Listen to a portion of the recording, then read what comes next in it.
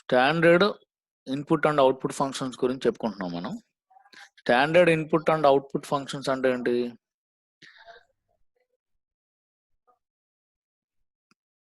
Standard input and output functions అంటే ఏంటి?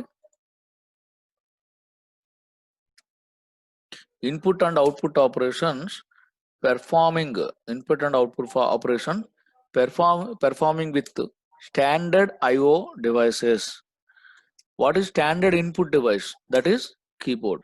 What is standard output device? That is monitor. So monitor and keyboard తోటి మనం perform చేసేటటువంటి IO operations ని మనం standard input and output operations అంటాం. Okay, and again in order to perform these IO operations, C language is providing some predefined or built-in functions. ఆ built-in functions సాయంతో మనం ఏం చేస్తాం అంటే ఇన్పుట్ అండ్ అవుట్పుట్ ని పెర్ఫామ్ చేస్తాం అనమాట మన ప్రోగ్రామ్ లో. ఓకే, అయితే ప్రతి ఫంక్షన్ ని మనం కాల్ చేయాలంటే ఖచ్చితంగా దాని డెఫినేషన్ ఉండాలి. మీకు చెప్పాను డెఫినేషన్ అంటే ఏంటి, ఇన్వొకేషన్ అంటే ఏంటో చెప్పాను మీకు కదా. డెఫినేషన్ అంటే ఏంటి? What is to be done when the function is invoked. Invocation అంటే ఏంటి? asking the function to do what is there in what is specified in its definition. దాని డెఫినేషన్ లో ఏది స్పెసిఫై అయిందో దాన్ని పెర్ఫామ్ చేయమని చెప్పడం. So generally built in function కి సంబంధించినటువంటి డెఫినేషన్స్ అన్ని కూడా ఎక్కడ ఉంటాయంటే హెడర్ ఫైల్స్ లో ఉంటాయి. సో మనకి సి లాంగ్వేజ్ లో మనకున్నటువంటి బేసిక్ ఐఓ ఆపరేషన్స్ ఉపయోగపడేటటువంటి ఫంక్షన్స్ stdio.h లో ఉంటాయి. అంటే జనరల్ గా మనకి ప్రింట్ఎఫ్ అండ్ స్కాన్ఎఫ్ ఫంక్షన్స్ మనకు తెలుసు. ఈ రెండు ఫంక్షన్స్ యొక్క డెఫినేషన్స్ ఎందులో ఉంటాయి? stdio.h లో ఉంటాయి. సో వీటిలో అంటే మన సి లాంగ్వేజ్ సంబంధించినటువంటి బేసిక్ ఐఓ ఫంక్షన్స్ లో, స్టాండర్డ్ ఐఓ ఫంక్షన్స్ లో 2 కేటగిరీస్ ఆఫ్ ఫంక్షన్స్ ఉన్నాయి. One is formatted, other one is unformatted. What is the difference between formatted and unformatted IO function? Formatted functions అంటే అర్థం ఏంటంటే వాటి పేరులోనే ఫార్మేటెడ్ అని ఉంది. ఫార్మేటెడ్ ఇన్పుట్ అంటే అర్థం ఏంటంటే ఒక పర్టిక్యులర్ ఫార్మాట్ లో ఇన్పుట్ ని తీసుకోవాలి అనుకున్నప్పుడు, అవుట్పుట్ ఫార్మేటెడ్ అవుట్పుట్ మీన్ ఒక పర్టిక్యులర్ ఫార్మాట్ లో అవుట్పుట్ ని డిస్ప్లే చేయాలనుకుంటున్నప్పుడు will go for formatted IO function.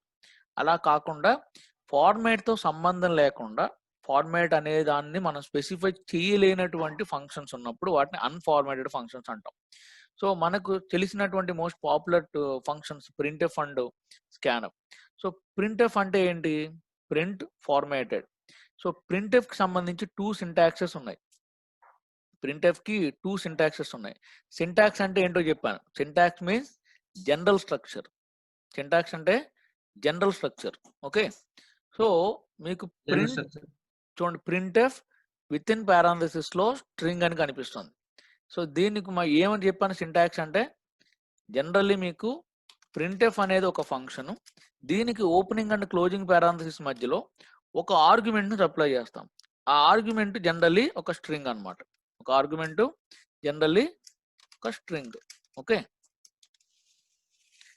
ఇలా మనం గనక ప్రింట్ఎఫ్ స్టేట్మెంట్ ఇస్తే printf statement will print the string on the monitor.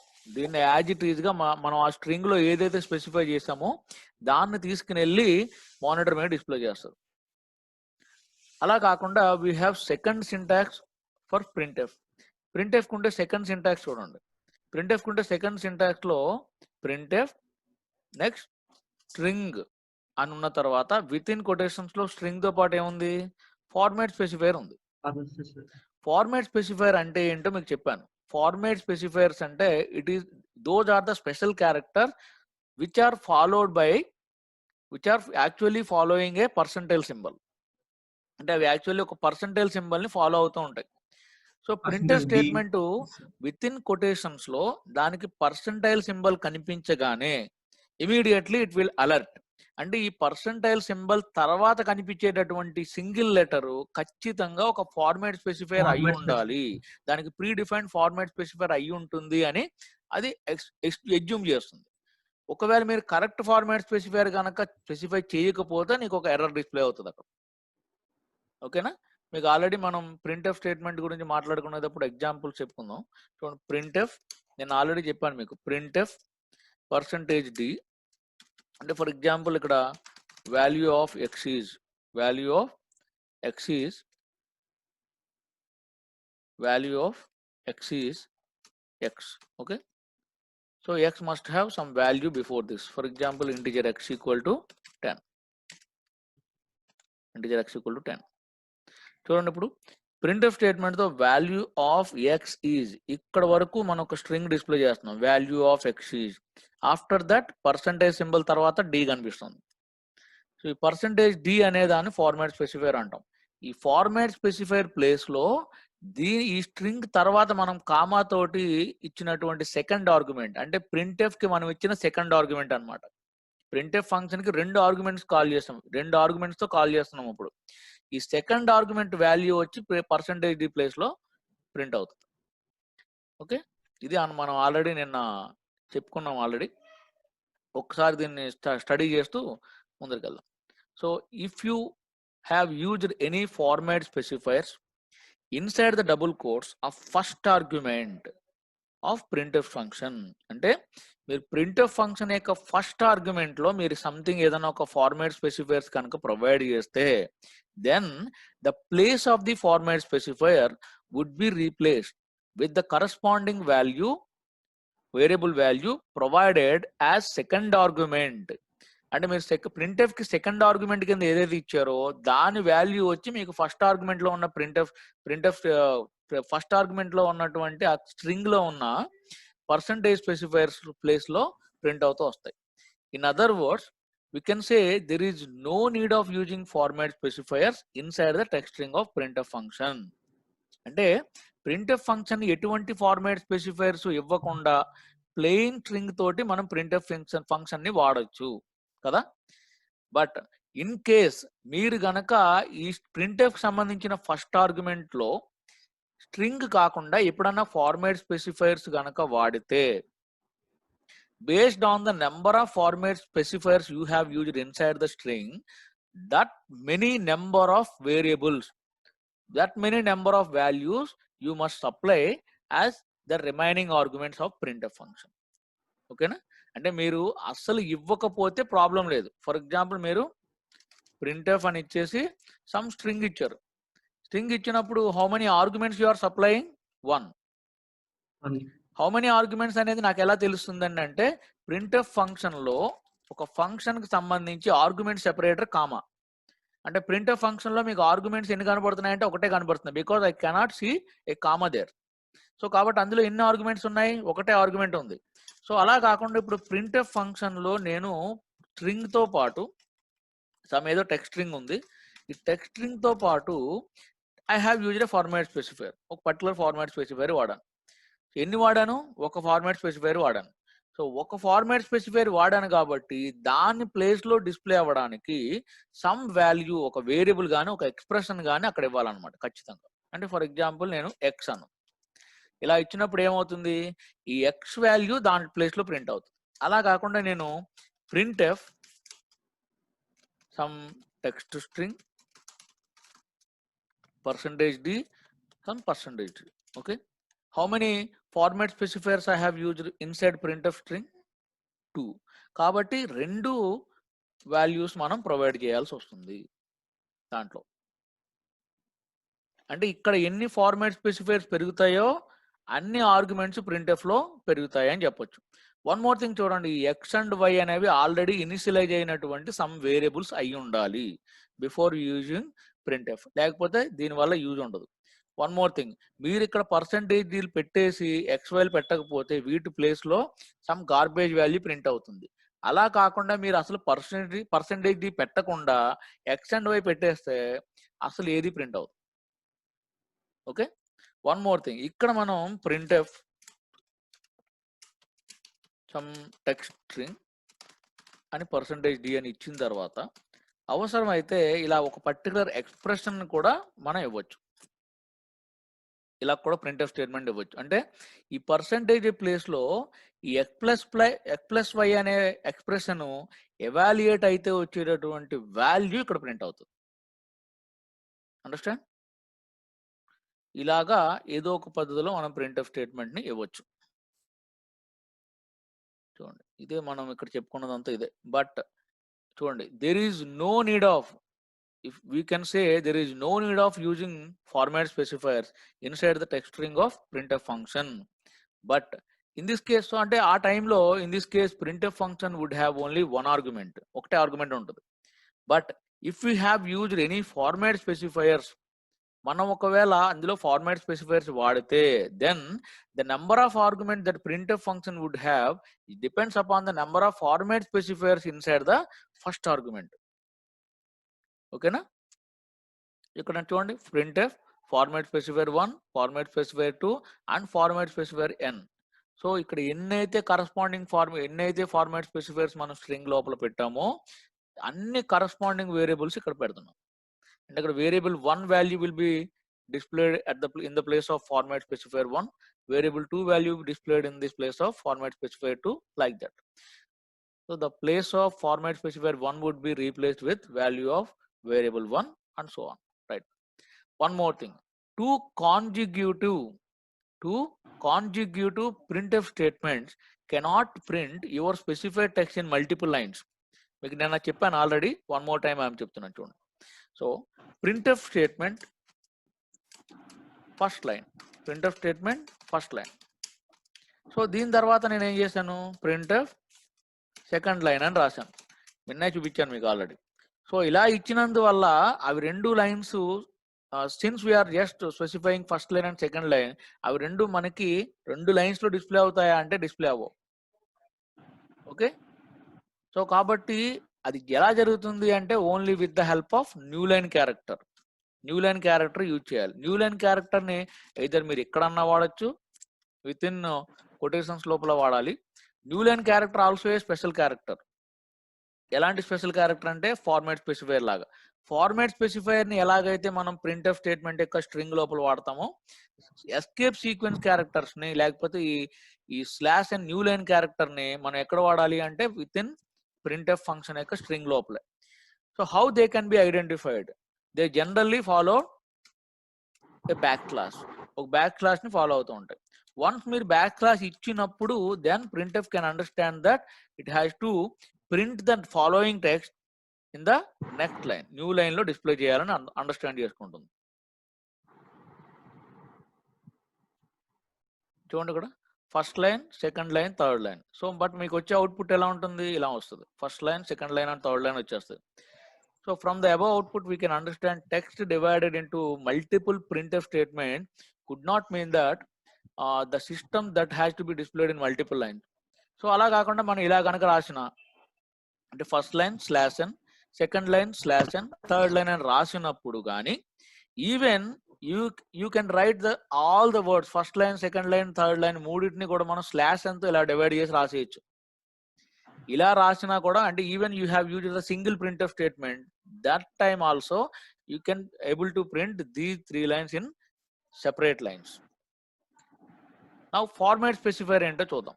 Format specifier is a special character followed by a percentage symbol that is generally found in formatted functions like printf and scanf. ఎక్కడైతే formatted functions ఎక్కడైతే ఉన్నాయో వాటిలోనే మనం వాడగలిగేటటువంటి specifiers ఇవి. They are called format specifiers because they are specifying the format of data that must be accepted from the user or the format of data that should be displayed to the user. అంటే format specifiers ఏం format functions ఏం చేస్తాయని చెప్పాను, printf, scanf ఏం చేస్తాయన్నాను, వీటిని formatted IO functions అంటారు అన్నాను. అంటే scanf ఏం చేస్తుందంటే ఒక పర్టికులర్ ఫార్మాట్ లో డేటాని తీసుకోవడానికి ఇది ఉపయోగపడుతుంది. printf అనేది ఒక పర్టికులర్ ఫార్మాట్ లో డేటాని ప్రింట్ చేయడానికి యూజ్ అవుతుంది అని చెప్పుకున్నాం. అలా మనం ఒక స్పెసిఫైడ్ ఫార్మాట్ లో డేటాని యాక్సెప్ట్ చేయడానికి scanf లో ఈ పర్టికులర్ డేటానే తీసుకోవాలి, అంటే ఇంటిజర్ డేటానే తీసుకోవాలి, క్యారెక్టర్ డేటానే తీసుకోవాలి అని స్పెసిఫై చేయడానికి ఫార్మాట్ స్పెసిఫైర్ హెల్ప్ చేస్తాయి. So there are various format specifiers available in C language. %C for character input, character type data, and %D and %I both are for signed decimal integers, %F for decimal floating points, and %S for a group of characters. అంటే ఒక word string ని మనం accept చేయడానికి %S వాడతాం. Understand? Percentage C for what? To accept a single character data. And percentage D or percentage I for integer data type. Percentage F for floating data type. Percentage S for to accept a string, to accept a text string, or to accept a group of words, a group of letters, right? Again, so what about escape character? In the format specifiers elagaithe manam cheppukunnamo, similarly some special characters which are generally used in printf statement are escape characters. So escape characters elaga find out elaga vaatni identify cheyadam ante they can prefix with a backward slash character. Backward slash toti కనపడుతూ ఉంటాయి.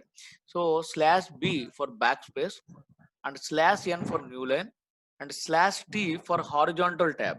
అంటే నువ్వు print statement లో ఒక horizontal tab ని మనం print చేయించాలి system చేత అనుకున్నప్పుడు స్లాష్ టీ వాడతాం అనమాట. అంటే స్లాష్ ఎన్ అంటే నెక్స్ట్ లైన్ కి వస్తుంది. స్లాష్ నెక్స్ట్ లైన్ కి రాకుండా ఏం చేస్తాము, హారిజాంటల్ ట్యాబ్ డిస్ప్లే చేయించవచ్చు అనమాట. అండ్ డబుల్ కోడ్ ప్రింట్ చేయించాలనుకుంటున్నప్పుడు, డబుల్ కోడ్ ప్రింట్ చేయించాలంటే ఎలా ప్రింట్ చేయిస్తాము? Is it possible? For example మీరు ఒక డైలాగ్ ప్రింట్ చేయించాలి, ప్రింట్ ఎఫ్ తర్వాత X said something some dialogue చెప్పాలి. So X said some dialogue, okay, X said some dialogue. How can you write this? దీని ఇలా రాయొచ్చా మనం?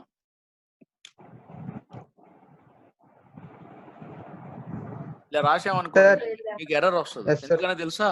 చూడండి అక్కడ ఎక్స్ సెడ్, ఆ తర్వాత మన ఉద్దేశం ఏంటి అంటే ఈ డైలాగ్ ని డిస్ప్లే చేయాలి. ప్రాబ్లం ఎక్కడ వస్తుందంటే ఈ డైలాగ్ ఇక్కడ మీరు రాసింది కొటేషన్ డబుల్ కోట్ అనేది ఇచ్చారు, but printf is considering so X said up to hear string is completed. String complete అయిపోయిందని. మరి స్ట్రింగ్ కంప్లీట్ అయిపోయిన తర్వాత దానికి యాక్చువల్ గా ఎక్స్పెక్ట్ చేసేది ఏంటి? సో సెకండ్ ఆర్గ్యుమెంట్ ఏమన్నా ఉంటే కామా పెట్టాలి. అలా కాకుండా మనం సమ్ డైలాగ్ సంథింగ్ ఇంకోటి ఏదో రాస్తాం మనం. సో మన ఉద్దేశం ఏంటి అంటే ఇక్కడ నాకు అలా కాదు, ఇక్కడ డైలాగ్ కాబట్టి నాకు కొటేషన్స్ డబుల్ కోట్ డిస్ప్లే చేయాలని మన ఉద్దేశం. సో అలాంటప్పుడు మనం ఏం చేయాలంటే స్లాష్ డబుల్ కోట్ వాడతాం. ఇక్కడ కూడా స్లాష్ డబుల్ కోట్ వాడి ఇలా డిస్ప్లే చేయాలి. సో అప్పుడు మనకు వచ్చే అవుట్పుట్ ఎలా ఉంటుంది? ఎక్స్ సెడ్ డైలాగ్ అని ప్రింట్ అవుతుంది మనకు వచ్చే అవుట్పుట్. ఇది అవుట్పుట్, ఓకేనా? సిమిలర్లీ బ్యాక్ స్లాష్ నే ప్రింట్ చేయించాలనుకున్నప్పుడు కూడా డబుల్ స్లాష్ వాడతాం, ఓకేనా? Next scanf function. So printf function complete అయింది. సో స్కాన్ఎఫ్ ఫంక్షన్ చూడండి. స్కాన్ఎఫ్ ఫంక్షన్ దేనికోసం యూజ్ అవుతుంది? It is used to get input from the user using a standard input కదా. So keyboard and stored in the memory location referred by the identifier. ఇక్కడ scanf function ఎలా work చేస్తుందో చూద్దాం. Scanf function లో మనం actual ఒక string ఇస్తాము. String ఇచ్చిన తర్వాత మనం ఏ వేరియబుల్లో అయితే దాన్ని స్టోర్ చేయాలనుకుంటున్నాము, మీకు చెప్పాను సిస్టమ్ కి సంబంధించిన వేరియబుల్ అంటే ఎలా, వేరియబుల్ కి సంబంధించినటువంటి రిప్రజెంటేషన్ ఎలా ఉంటుంది అనుకున్నాం?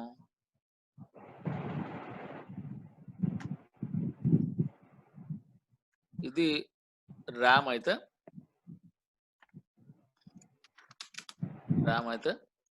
దాంట్లో ఒక పర్టికులర్ వేరియబుల్ కి నేను మెమరీ ఎలొకేట్ చేయాలి. For example there is a statement called integer x. Okay, so integer x కి దీంట్లో ఉండే ఎలొకేషన్ ఎలా ఉంటుందంటే 2 bytes ఆఫ్ మెమరీ దీనికి ఎలొకేట్ అయింది. సో ఎక్స్ అనేటటువంటి ఐడెంటిఫైయర్ ఈ మెమరీ లొకేషన్ ని రిఫర్ చేస్తూ ఉంటుంది. ఇది యాక్చువల్లీ వేరియబుల్ డిక్లరేషన్ యాక్చువల్గా జరిగేది. సో నౌ యూజర్ కి ఈ పర్టిక్యులర్ మెమరీ లొకేషన్ కోసం వాల్యూని ఎంటర్ చేయమని చెప్పేసి మనం ప్రాంప్ట్ చేస్తున్నాం. అంటే యూజర్ స్క్రీన్ మీద ఏం కనపడుతుంది? యూజర్ స్క్రీన్ మీద అంటే ప్రింట్ఎఫ్ స్టేట్మెంట్ లో మనం ఏం రాసామంటే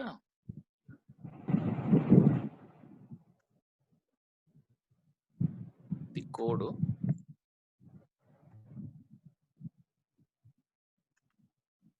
ఇది యూజర్ స్క్రీన్ అనుకోండి. User screen are output. So ఇది actually code and inside system లోపల జరిగేటటువంటి ప్రాసెస్. ఓకే, సో ఈ కోడ్ కరస్పాండెన్స్ గా ఏముంది, x ఈక్వల్ టు x అనే దానికి 2 bytes తోటి మెమరీ అలొకేట్ చేయాలి అన్నారు కాబట్టి ఇది జరిగింది.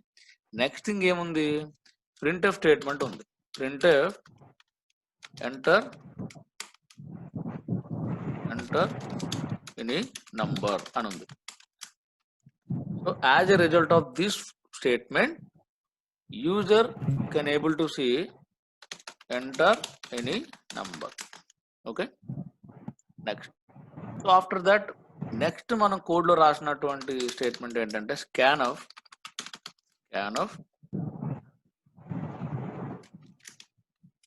%d $x.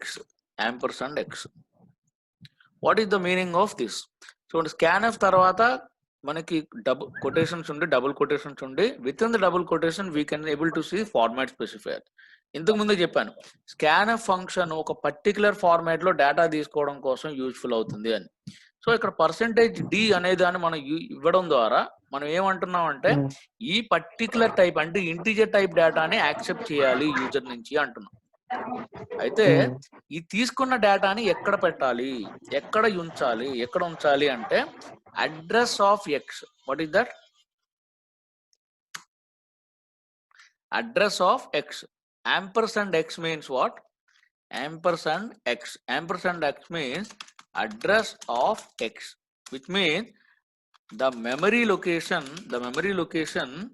referring by the identifier x. Adi dan meaning. And you have to accept the value from the user. What is the value user had entered, that must be accepted and store the value in the place of in the memory which is referring by the x చేత refer చేస్తున్నటువంటి చోట మనం ఉంచాలి అని చెప్తున్నాం అన్నమాట. Understand? Scanf statement యొక్క purpose అది. స్కాన్ఎఫ్ స్టేట్మెంట్ లో ఏం వాడుతున్నాం, %x. ఎందుకు %x వాడాలి అంటే మీకు ఇంతకు ముందు చెప్పాను, ప్రోగ్రామ్ లో మనం వాడినటువంటి వేరియబుల్ కి ర్యామ్ లో అలొకేషన్ ఎక్కడ జరుగుతుంది అనేటటువంటిది మన ప్రోగ్రామ్ చేతిలో ఉండదు. ప్రోగ్రామ్ ఈ స్టేట్మెంట్ ద్వారా నీ ఆపరేటింగ్ సిస్టమ్ కి ఒక రిక్వెస్ట్ పంపిస్తుంది. ఆపరేటింగ్ సిస్టమ్ మాత్రమే అప్పుడు అవైలబుల్ గా ఉన్నటువంటి మెమరీస్ ప్లేసెస్ లో మన ప్రోగ్రామ్ లో ఉండే వేరియబుల్ కి డేటా మెమరీని అలొకేట్ చేసి పెడుతుంది. You got my point? కాబట్టి ఇన్ అడ్వాన్స్ గా x కు సంబంధించినటువంటి మెమరీ లొకేషన్ ఎక్కడ ఉంది అని తెలిసే అవకాశం డెవలపర్ కి ఉండదు. కాబట్టి one more time, each time ఆ ప్రోగ్రామ్ రన్ అయిన ప్రతిసారి x కి సంబంధించిన మెమరీ అడ్రస్ మారే ఛాన్స్ ఉంటుంది. కాబట్టి తను ఏం చేస్తాడంటే ఒక ఐడెంటిఫైర్ పెట్టుకుంటాడు. సో ఇప్పుడు నేనేమంటున్నానంటే scanf %x అంటున్నాను. దీని మీనింగ్ ఏంటంటే యూజర్ నుంచి తీసుకున్న వాల్యూని నువ్వు ఇందాక x కి సంబంధించి మెమరీ అడ్రస్ ఎక్కడైతే పెట్టావో నాకు అక్కడ తెలియదు కాబట్టి ఆ అడ్రస్ లో స్టోర్ చేయమని అర్థం. అండర్స్టాండ్? ఇది స్కాన్ఎఫ్ ఫంక్షన్ యొక్క పర్పస్.